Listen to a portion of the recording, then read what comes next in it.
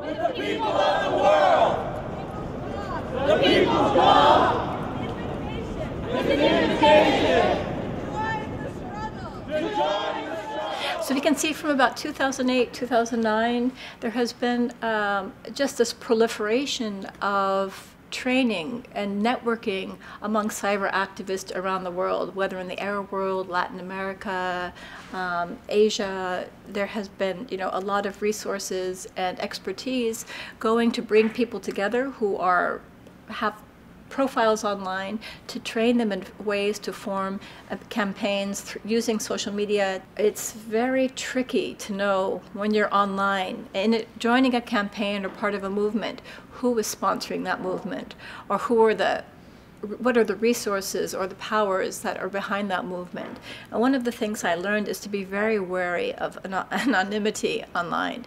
I mean, sometimes it's there to protect, for the protection of the person in a place like Egypt, where there's persecution of activists or persecution of people with, strong political voices.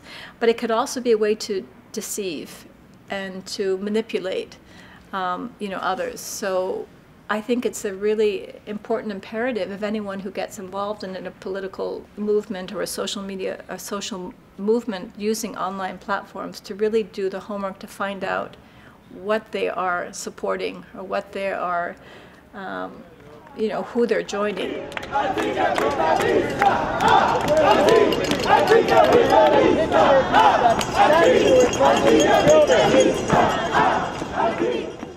With all of these new tools at the hands of people, are these really empowering tools that can actually change something politically, or change some kind of structures, or address big issues of inequality or injustice?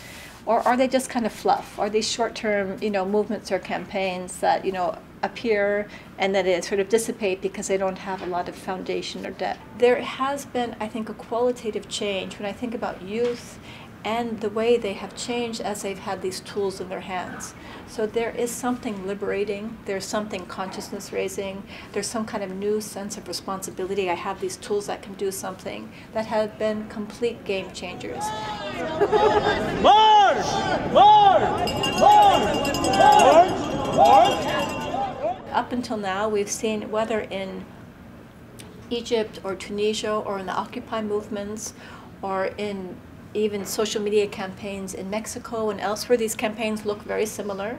They're campaigns that come, that use these social media tools that get a big audience. They might have a very short-term and very definite goal, but they don't seem to be having long-term strategies.